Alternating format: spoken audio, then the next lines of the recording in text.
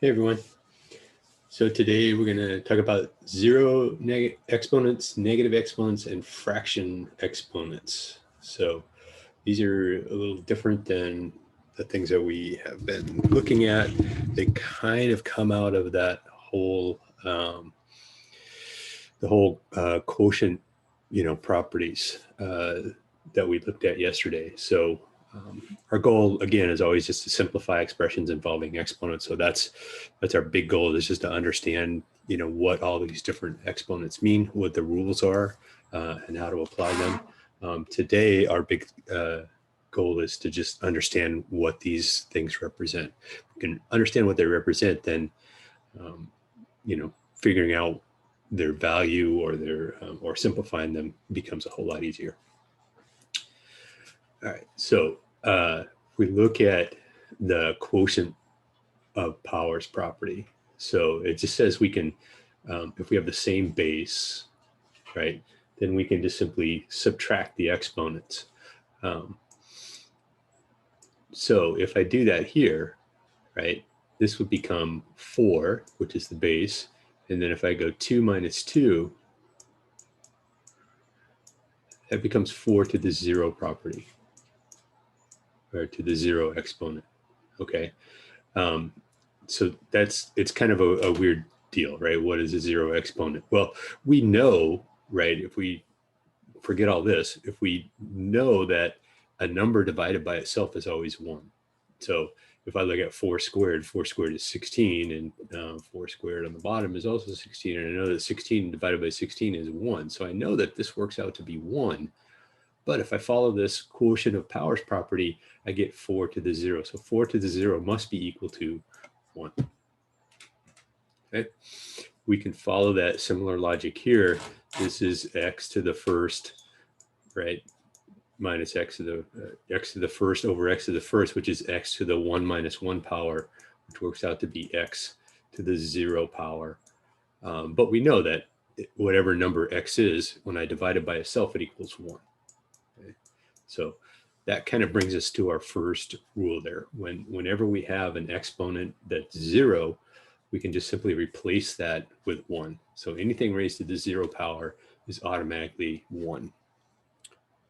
Okay. So if I look at this, a to the 0 is 1. If I look at this one right here, right, the 0 exponent is only going to the x. So this is the equivalent of 3 times 1, which is 3.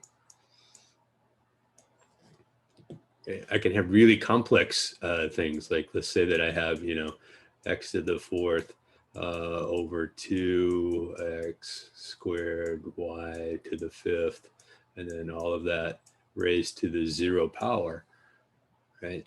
Well, it doesn't really matter what this is, because as soon as I raise it to the 0 power, it just becomes 1. All right, so this is a handy shortcut. If you see anything raised to the 0 power, you can just take that thing and just replace it with 1, or in effect, you can just kind of ignore it, because it means we're multiplying by 1.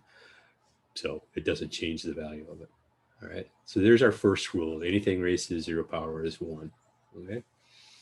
Our second rule also kind of comes out of this. So I'm going to move this down a little bit here. If we looked at some examples yesterday where we had like x cubed over x squared, right? And the quotient property of exponent says that I can just simply subtract these, right? So this is x to the 3 minus 2, which is x to the first, right? Or x. Okay, and we can also, algebraically look at that. We can say, well, that's x multiplied together 3 times and x multiplied together 2 times, and these x's cancel, these x's cancel, and I'm left with x, right? So what if this is flipped over, though? What if I have x squared over x cubed? Okay, we looked at some problems like this yesterday, and we saw if we follow this same sort of logic of crossing out or simplifying those things, we actually end up with 1 over x. But if we follow the quotient property of exponents, it says, well, I can just subtract these. This is x to the 2 minus 3, which is x to the negative 1. Okay, so here we have that negative exponent pops up. And so, if we were just following the quotient property of exponents and we came up with a negative exponent, we might go, well, what does that mean? Well, we already know what it means, right? Because we can solve it a different way. We can simplify it a different way. We know that that means 1 over x. So I know that 1 to the negative x power is the same as 1 over x. Okay, and that kind of takes us to our second rule here when we're talking about negative exponents.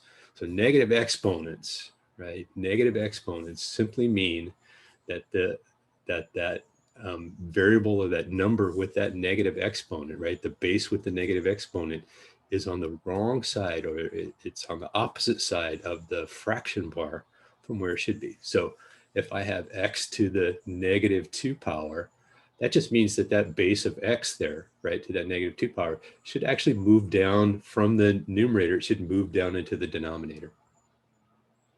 So x to the negative 2 power would be the same as 1 over x squared. So x to the negative 2 in the numerator means 1 over x squared, and that x squared moves down to the denominator. And it works the other way as well. If I have a negative exponent in the denominator, that means that that base and exponent need to move up to the numerator and become positive. So 1 over x to the negative 2 power is the same as x squared. That x to the negative 2 moves up here to the denominator and it's multiplied by 1. So that's kind of leads us to our second rule there. So let's look at a few examples. So I know that a negative exponent means it's on, that base is on the wrong side of the fraction bar. So I'm just going to make a fraction bar. Now, when I move this down to the bottom, that doesn't mean that there's 0 on top, right? It's 1. It's 1 times that. This is 1 times y to the negative 3. So that 1 stays on the top, and the y to the third power moves down to the bottom. Right? So that negative 3 moves down into the denominator and becomes positive. For the second one, I have three bases that are multiplied together. I have 2m and n, and the n is raised to the negative 2 power. So the only thing that's going to move is this n. And so on the top of my fraction, I'm going to have 2 and m. Those have positive exponents, right? Exponent of positive 1. But the n has an exponent of negative 2, so it's going to move down to the denominator and become positive.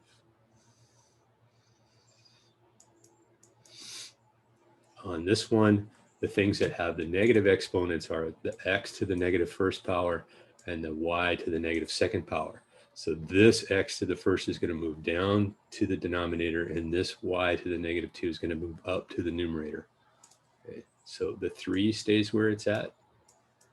The 4 stays where it's at. This x right here stays where it's at. But this x to the negative 1 power moves down to the denominator. And this y to the negative 2 power moves up to the numerator. And so I end up with 3y squared over x squared.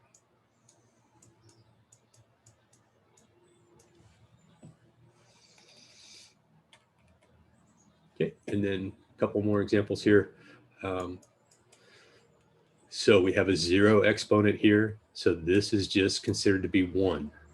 Okay, so that's 1. So it's 1 times 2 times x to the negative 4. So the 2 stays in the numerator, and the x to the 4th moves down into the denominator.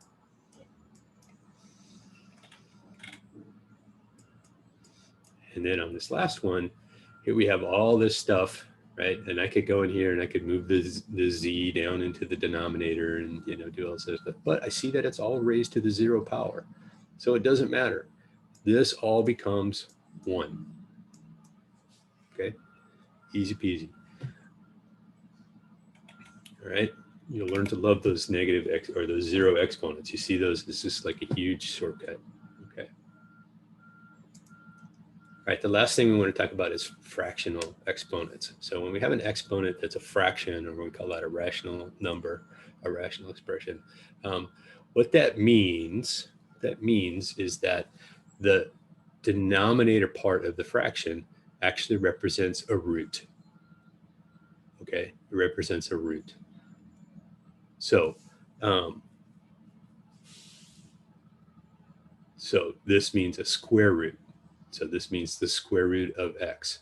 And so that 2 is actually, we don't always write it, but that means a square root. It's the second root. Right? The numerator is actually the exponent on the base itself. So this is the square root of x to the first power. Okay. So this 1 represents the exponent. This numerator, or this denominator, represents the root. Okay, so if I had 9 to the 1/2 power, that'd be the square root, right? The square root of 9 to the first, and the square root of 9 is 3. So we would simplify that down as a number. Okay. The cube root, right? A 1/3 power, that's a cube root. So that means the cube root here. So we have a 3 there, and it's cube root of x to the first power. Okay. And when we look at a number example here, this means the same thing. It's a cube root of 8, right? And if we know our powers of 2, right? 2 to the third power. 2 to the third power is 8. So 2 cubed is 8. So the cube root of 8 is 2. And so that's what we end up with here. On this one, this is the fourth root. Okay, the denominator is 4, and the numerator is 5. So it's the fourth root of x to the fifth. The fourth root of x to the fifth. Okay, this is what I'm looking to see that you understand, right? Do you understand that this is the fourth root of x to the fifth? And then, we can simplify that, right? We can take an x to the fourth out of that fourth root, and it just becomes x. In algebra, we spent some time going through simplifying radicals and breaking them down and seeing what kind of like perfect squares and things like that are in there. That's what I just did here. That's what this example shows. But since we're on kind of a condensed schedule this semester, we're not going to spend a whole lot of time reviewing those rules for simplifying radicals, but I do want to make sure that we understand this notation, right? And we understand when we have a fractional exponent that actually means a root. So when you go to the problems that you're going to work, some of the problems will ask you to write things as an exponential. So we call this an exponential notation, right? And then we call this the radical notation. So this is using the radical or that root symbol. Okay, so just be careful with that there. Then when you work in the problems, be very careful to read the instructions and see what it is that they're asking for, right? So sometimes they'll ask for the exponential notation, sometimes they'll ask for the radical notation, but most of the time, right, most of the time they will be looking for positive exponents, okay? So what this means is we want to make this positive, all right? We want to make that exponent positive. So if I look at some examples here, so this means the third root, right? So we want the third root or the cube root of this stuff, but I notice that this is negative. And since this is negative and it's applying to everything inside of here, I can actually rewrite this, right, as 1 over c cubed d to the fourth, right? And I can make that a positive 1/3 power. Okay, so notice I took that negative and I just used it to flip the whole thing over. I took everything inside the parentheses there and I just put it on the bottom part of the fraction in the denominator of the fraction. Okay, now if I were to go ahead and write this out in exponential form, well, actually, let's go ahead and just do the power to a power. This is power of a power. So this is 1 to the 1/3 power, which is just 1. C cubed to the 1/3 power. So I'm going to multiply these exponents. So 3 times 1/3, I'm going to get c to the 3/3, which is c to the first. And when I multiply d to the fourth, and I take that to the 1/3 power, I multiply these exponents. So 4 times 1/3 gives me 4/3. So this is d to the 4/3 power.